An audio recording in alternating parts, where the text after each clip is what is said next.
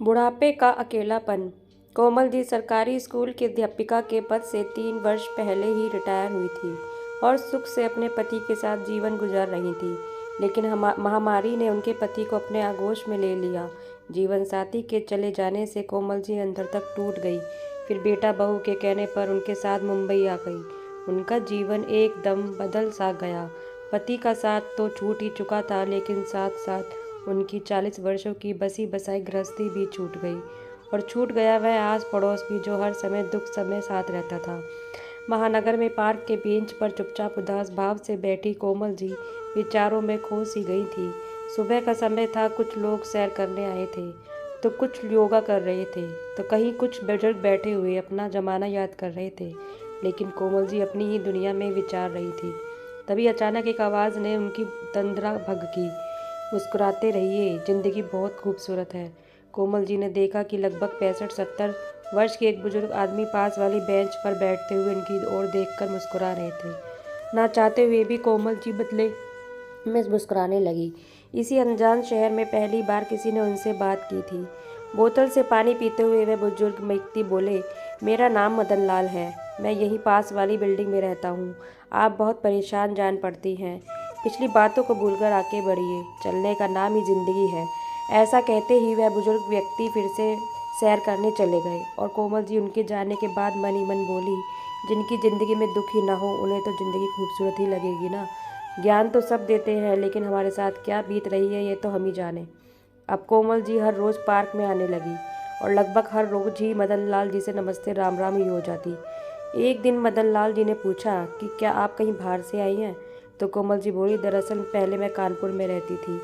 बेटा बहू नौकरी करते हैं ना, लेकिन महामारी के कारण मेरे पोते के स्कूल बंद है, इसलिए उसकी देखभाल के लिए बेटा बहू मुझे यहाँ ले आए। पति के देहांत के बाद मैं कानपुर में बिल्कुल अकेली हो गई थी। मेरी बेटी का ससुराल भी यहाँ मुंबई में ही है, कभी कभार बेटी से भी मिलना हो जाएगा, ये सोचकर यहाँ चली आई। फिर मदन लाल जी बोले, मुंबई शहर में आपका स्वागत है, चलिए आपको हम उम्र के लोगों से मिलवाता हूँ। दरअसल कि यहाँ पार्क में बुजुर्ग लोगों का एक ग्रुप बना है, जहाँ हम सब लोग एक दूसरे के सुख दुख में शामिल होते हैं, हंसते बतियाते हैं, कभी भजन गाते हैं तो कभी पुराने गाने भी गुनगुना लेते हैं, कभी जन्मदिन मनाते हैं तो कभी त्योहार। उनकी बात सुनकर कोमल जी को खुशी हुई और उन्होंने ग्रुप में शामिल होने की इच्छा जताई। तो मदन लाल जी ने उन्हें ग्रुप के अन्य सदस्यों से मिलाया और उस ग्रुप में शामिल कर लिया। उसे ग्रुप के अधिकतर लोग अपने जीवन साथी खो चुके थे। किसी को कोई बीमारी थी तो किसी को कोई, लेकिन कोमल जी यह देखकर हैरान थी कि सभी लोग जिंदा दिल थे और ऊर्जा से भरपूर जीवन जी रहे थे। उन लोगों से मिलकर कोमल जी की उदासी कहीं दूर चली गई। हर रोज़ सुबह और शाम को वह सब लोगों के साथ अपना समय बिताने लगी। अक्सर कोमल जी अपनी बेटी को फ़ोन करके पार्क में आने वाले बुजुर्गों के बारे में बातें किया करती थी। माँ के हम उम्र लोगों के साथ मेलजोल की बात सुनकर उनकी बेटी को बहुत खुशी हुई। एक दिन कोमल जी ने नोटिस किया कि पार्क में आने वाले सभी बुजुर्ग उनसे बड़े थे, परंतु सब लोग चुस्त दुरुस्त थे और अपने आप को अप टू डेट करते थे। जब घर आकर उन्होंने अपना चेहरा आईने में देखा, उन्हें लगा कि समय से पहले ही उन्होंने अपने आप को बूढ़ा बना लिया है। यह सोचकर वह बाजार से हेयर कलर खरीद कर लाई और अपने बालों को कर्ल कर लिया। फिर अलमारी खोली और पति की दी हुई सबसे खूबसूरत साड़ी पहन ली और आईने में देखकर मुस्कुराती हुई खुद से ही बोली, यह हुई ना बात। शाम के समय जैसे ही वह पार्क जाने के लिए बाहर निकलने लगी, उसी समय उनकी बहू की नज़र उन पर पड़ी। देखकर उसका मुंह खुला का खुला रह गया और बोली, यह सब क्या है माँ जी? उसने झट से अपने पति अमित को आवाज़ लगाई, देखिए तो जरा, आखिर हो क्या गया तुम्हारी माँ को? यह क्या सजने संवरने की उम्र है?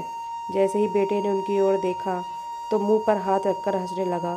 तभी बहू बोली, माँ जी यह सब पहनने की अब आपकी उम्र नहीं है और आप तो पापा भी नहीं हैं। बेटे बहू का व्यवहार देखकर कोमल जी का दिल टूट सा गया और वह चुपचाप जाकर अपने कमरे में बैठ गई। अब उनका पार्क जाने का मन ही नहीं हुआ। सोचने लगी कि अगर आज अच्छे से तैयार हो गई तो ऐसा भी कौन सा गुनाह कर दिया। आज तक मैंने तो कभी बहू को किसी बात के लिए नहीं टोका, अपनी मर्जी से पहनती है, खाती है, बाहर जाती आती है।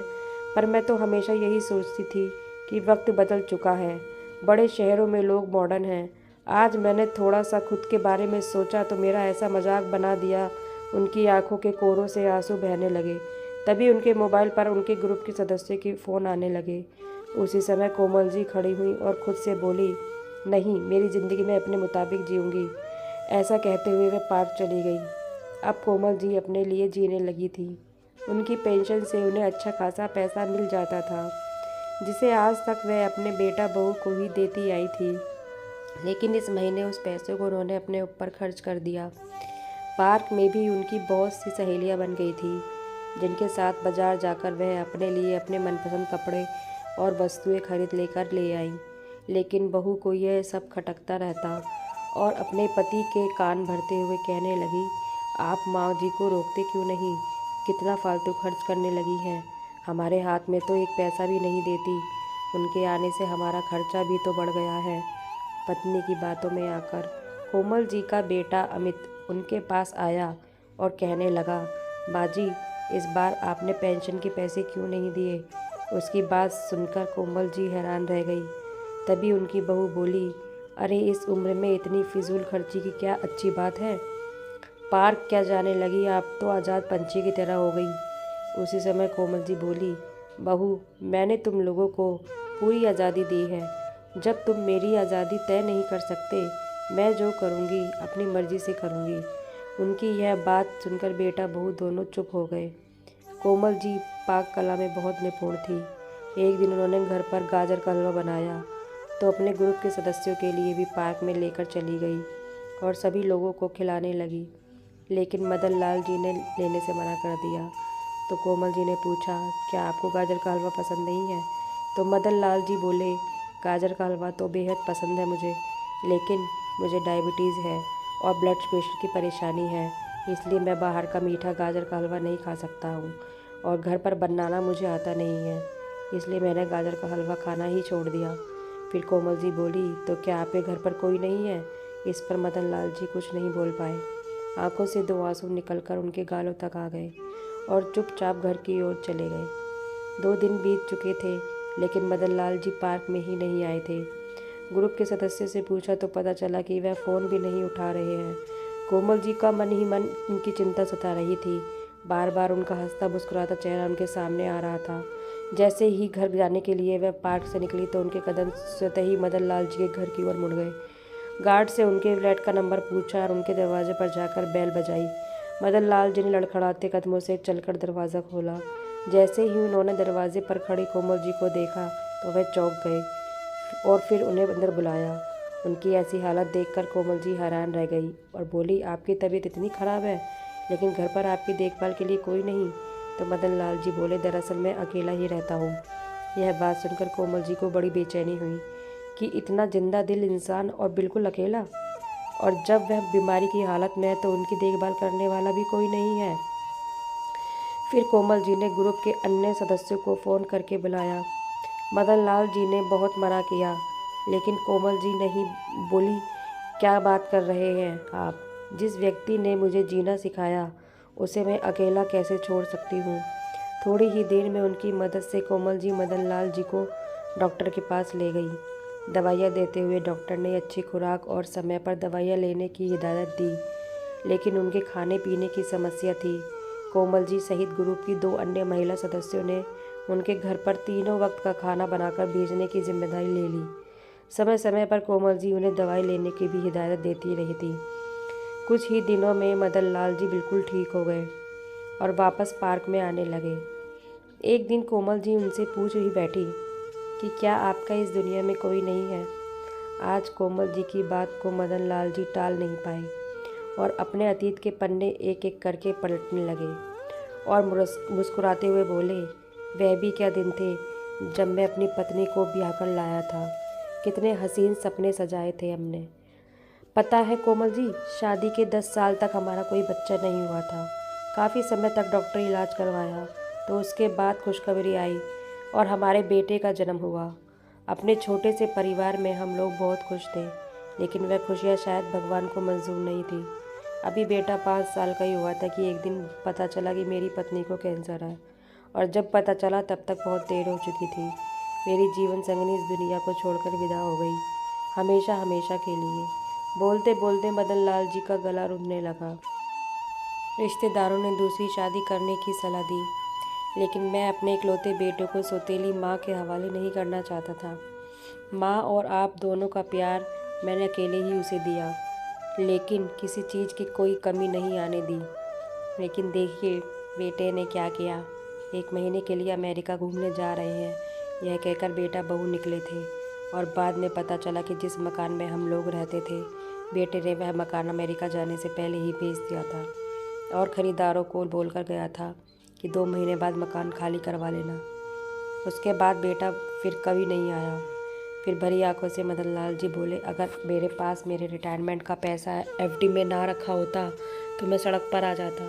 उसी से मैंने ये 2 कमरों का मकान खरीदा और यहाँ रहने लगा। कहते कहते मदन लाल जी की आंखों से आंसू का झरना बह निकला।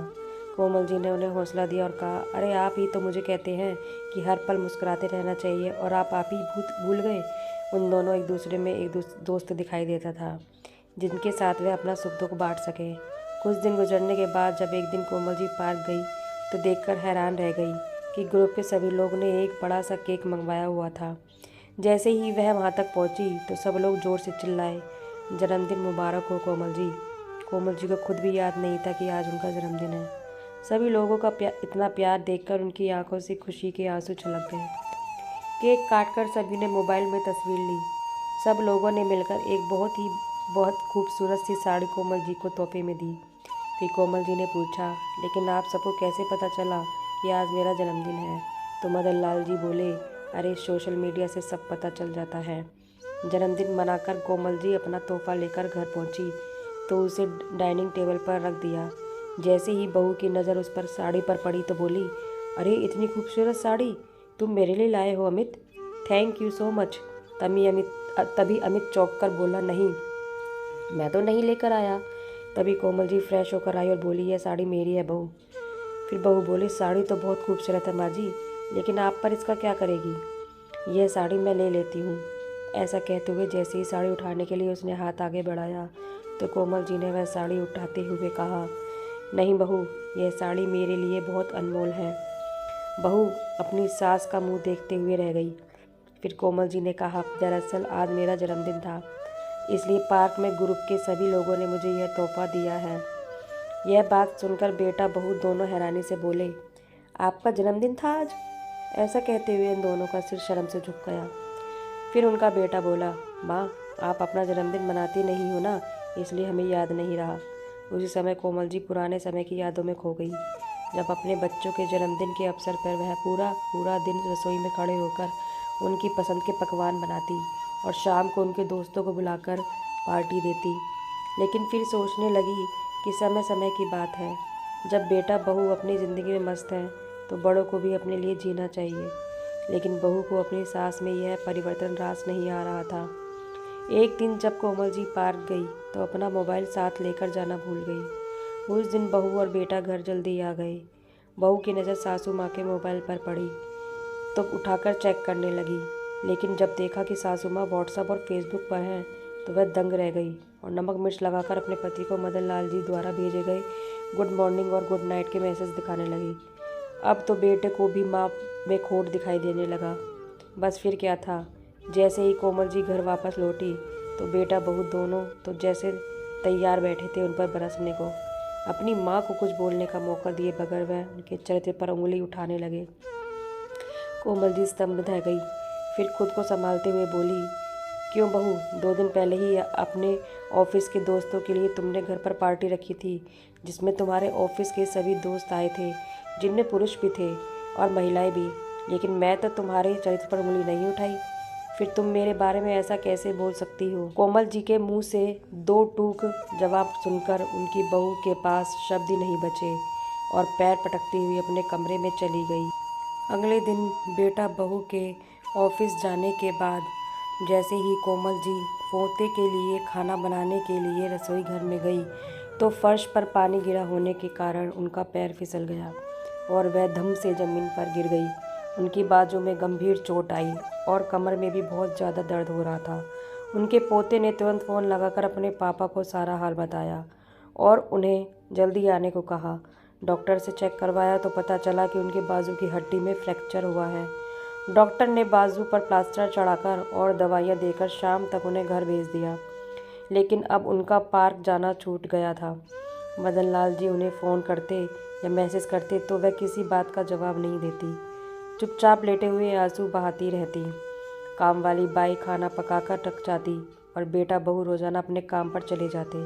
दोनों में से किसी ने भी एक दिन की छुट्टी लेना भी ज़रूरी नहीं समझा। कोमल जी को उठने बैठने में भी कष्ट होता था, लेकिन किसी को क्या फ़र्क पड़ता था। एक दिन ग्रुप के सारे बुजुर्ग सदस्य उनके घर पर आ गए। किसी के हाथ में फूल थे तो किसी के हाथ में गेट वाल सून के काट थे। कोई समोसे लेकर आया तो कोई जलेबियाँ। उन्हें देखकर बिस्तर पर पड़ी कोमल जी को ऐसा लगा कि जैसे उन्हें कोई अपना मिल गया हो। उनके चेहरे पर मुस्कुराहट बिखर गई। हंसी मजाक करते हुए सबने स्वादिष्ट व्यंजनों का आनंद उठाया। हंसते बतियाते 1 घंटा बीत गया। अब कोमल जी को चिंता होने लगी थी, क्योंकि उनके बेटे और बहू के आने का वक्त हो रहा था। अंदर ही अंदर उन्हें डर लग रहा था कि बहू क्या बोलेगी। उसी समय दरवाजे की घंटी बजी और बेटा और बहू अंदर आ गए। अंदर का दृश्य देखकर हैरान रह गए। सब लोगों के जाने के बाद उनकी बहू बोली, यह मेरा घर है, यह धर्मशाला, जिसे देखो मुँह उठाए चला आता है। और माँ जी, आप हमारे सामने तो बड़ा दर्द का नाटक करती हैं और हमारे पीठ पीछे अपने दोस्तों को बुलाकर घर में पार्टी करती हैं। अरे कुछ तो शर्म कीजिए, आपकी इन हरकतों का हमारे बच्चों पर क्या असर पड़ेगा। बहू की यह बात सुनकर कोमल जी चुपचाप लेटी रही। आज उन्हें अपने पति की याद सता रही थी। सोचने लगी कि उनके रहते मजाल है कोई भी मुझ पर उंगली उठा सके, और आज अपमान के कड़वे घूंट पीने पर मजबूर हो गई हूँ। दिन बीतने लगे और करीब 1.5 महीना बाद कोमल जी का प्लास्टर उतर गया। अब वह फिर से पार्क जाने लगी तो धीरे धीरे उनकी मुस्कुराहट वापस आने लगी। लेकिन बहू के ताने थे जो बंद होने का नाम ही नहीं ले रहे थे। बेटा सब पर कुछ सुनकर भी अनसुना कर देता। घर के माहौल से परेशान होकर एक दिन कोमल जी ने ठान लिया, बस अब और नहीं। जीवन की सांझ तो हो चुकी है और ना जाने कब इस जीवन का अंत हो जाए। इससे पहले मैं स्वयं के लिए जीना चाहती हूँ। जो मुझे अच्छा लगेगा मैं वह करना चाहती हूँ। बेटे बहू का मुंह छोड़ते हुए एक दिन उन्होंने फैसला कर लिया। सामने की बिल्डिंग में 2 कमरों का फ्लैट किराए पर ले लिया। बेटे ने रोकना चाहा तो कोमल जी ने स्पष्ट कह दिया कि अब मैं किसी पर बोझ नहीं बनना चाहती। तभी उनकी बहू बोली, हाँ हाँ, पंख जो लगाए हैं अब आपके, अब तो आज़ाद घूमोगी। बदले में कोमल जी गुस्सा करने की बजाय मुस्कुराते हुए बोली, बिल्कुल, मैं अब अपने अधूरे सपने पूरे करूँगी। उन्होंने अपना सामान पैक किया और अपने फ्लैट में शिफ्ट हो गई। उनकी इतनी पेंशन तो आती थी कि काम वाली बाई लगा सके और अपना खर्चा आसानी से निकाल पाए। अब कोमल जी अपनी ज़िंदगी सुकून से जी रही थी। उनका बेटा और पोता कभी कभार उनसे मिलने आ जाते थे, लेकिन बहू से इतना भी कष्ट ना किया गया। अक्सर मदन लाल जी शाम की चाय उनके घर पर ही पीते थे। अक्सर पार्क के अन्य बुजुर्ग व्यक्ति भी उनके घर आते जाते रहते थे। अब कोमल जी स्वयं को आज़ाद महसूस करती थी। अपने अलग रहने की बात कोमल जी ने अपनी बेटी को भी बता दी थी। इस बात से उसे थोड़ा दुख तो पहुंचा, लेकिन एक सुकून भी था कि उसकी माँ अब अपनी मर्जी से जी पाएगी। एक दिन कोमल जी हैरत में पड़ गई जब उन्होंने अपने घर के दरवाजे पर बेटे के साथ बहू को आया देखा।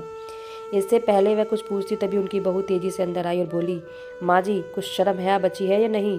पता है सोसाइटी वाले आपके बारे में क्या क्या बातें कर रहे हैं? आखिर आपके और मदन लाल जी के बीच में चल क्या रहा है? तभी कोमल जी बोली, बेटा, मुझे दुनिया वालों की बातों से कोई फ़र्क नहीं पड़ता। मुझे केवल इतना पता है कि सारी उम्र जिम्मेदारी निभाते निभाते मैंने अपने बारे में सोचना ही छोड़ दिया था। बाकी की बची ज़िंदगी में हंसी खुशी से गुजारना चाहती हूँ और मुझे नहीं लगता कि इसमें किसी की परेशानी होनी चाहिए। और रही बात मदन लाल जी की, तो उन्हें तो मुझे जीना सिखाया है, वरना मैं तो पूरी तरह टूट चुकी थी। तभी उनका बेटा बोला, लेकिन माँ, आप इन लोगों को जानती नहीं हैं। ऐसे लोग अपनापन दिखाकर दूसरों को लूट लेते हैं। बेटा, मैंने अपनी यह बाल धूप में सफ़ेद नहीं किए हैं, और वैसे भी जिसे अपनों ने ही लूटा हो उसे दूसरे क्या लूटेंगे। तुमने मेरे पास छोड़ा ही क्या है जो कोई लूट लेगा। उसी समय मदन लाल जी, जो दरवाजे के बाहर खड़े हुए सारी बातें सुन रहे थे, घर के अंदर आ गए और उन्हें देखते ही कोमल जी के बेटा बहू का मुंह खुला का खुला रह गया। जैसे ही वह उठाकर बाहर जाने लगे, उसी समय मदन लाल जी ने उनसे कहा, बेटा, शर्म कोमल जी को नहीं बल्कि तुम जैसे लोगों को आनी चाहिए। किसी का चरित्र मंथन करने से पहले तुम लोग एक बार भी नहीं सोचते।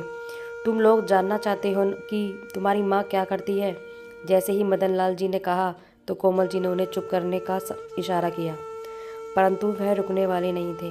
बोले, पार्क में हर रोज़ सुबह और शाम को जब हम सब लोग बैठते हैं तो वहीं पास में ही सोसाइटी में काम करने वाली औरतों के बच्चे आवारा घूमते हैं।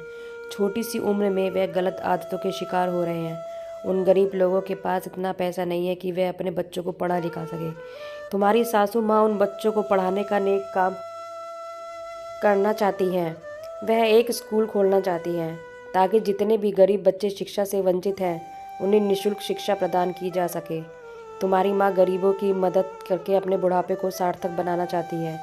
अक्सर हम लोग बैठकर इसी विषय में योजना बनाते हैं।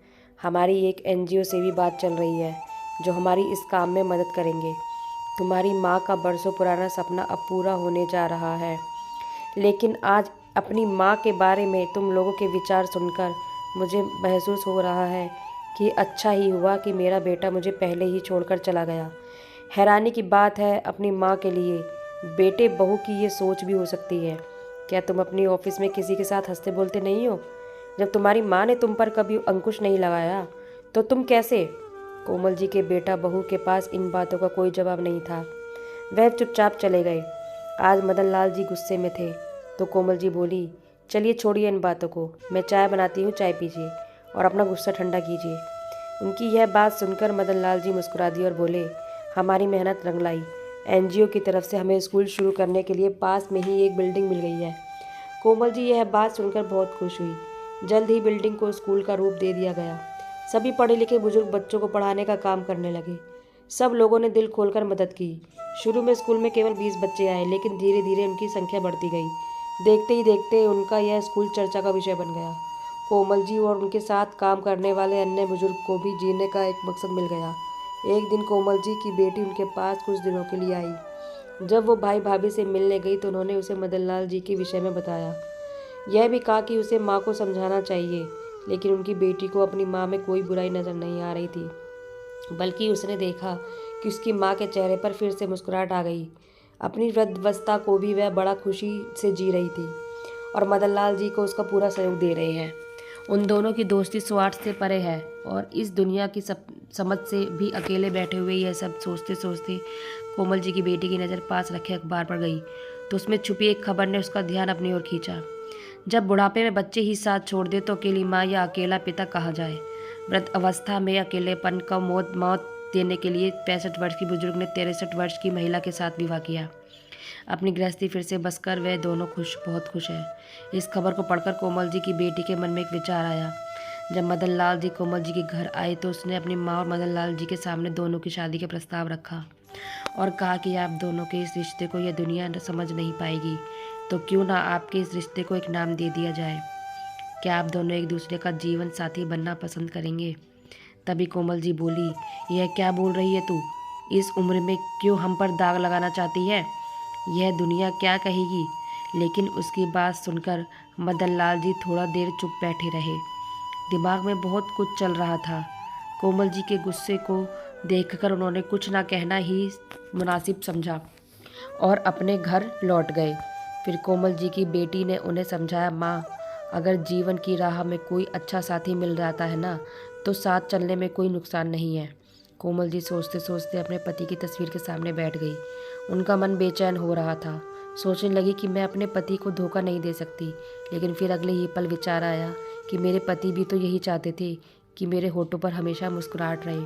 मेरी आंखों में आंसू देखकर तो उन्हें भी चैन नहीं मिलता होगा। फिर अगर दोस्ती को एक रिश्ते का नाम दे दिया जाए तो दुनिया का मुंह बंद हो जाएगा। मदन लाल जी को भी इस रिश्ते से कोई हर्ज नहीं था। चिंता थी तो केवल इस बात की कि कोई उन दोनों पर उंगली ना उठाए। लेकिन कोमल जी के बेटा बहू तक ये बात पहुंची तो वो भड़क उठे। वे दोनों इस रिश्ते को सख्त खिलाफ थे। सोसाइटी में हर कोई उनके बारे में बात कर रहा था। कोई उनकी हिम्मत की तारीफ कर रहा था तो कोई कानाफूसी कर रहा था।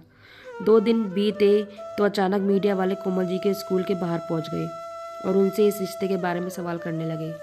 लेकिन कोमल जी हैरान थी उनकी कि उन तक यह बात खबर कैसे पहुंची। और उधर कोमल जी की बहू पीछे खड़ी हुई मुस्कुरा रही थी और सोच रही थी, बड़ी आई हिम्मत दिखाने वाली, अब पूरी दुनिया को जवाब देगी तो पता चलेगा। चारों तरफ जैसे हंगामा सा हो गया हो। लेकिन कोमल जी ने सोच लिया था कि आज वह चुप नहीं रहेगी। जब मीडिया वालों ने पूछा कि यह सच है कि आप इस उम्र में मदन लाल जी से शादी करने जा रही हैं, अपने स्कूल के बच्चों को क्या आप यही शिक्षा देने बाद चली हैं? कोमल जी ने खुद को मजबूर बताते हुए एक गहरी सांस ली और बोली, यह बिल्कुल सच है कि हम दोनों शादी करने जा रहे हैं, पर इसके लिए मजबूर करने वाला कौन है? ये समाज।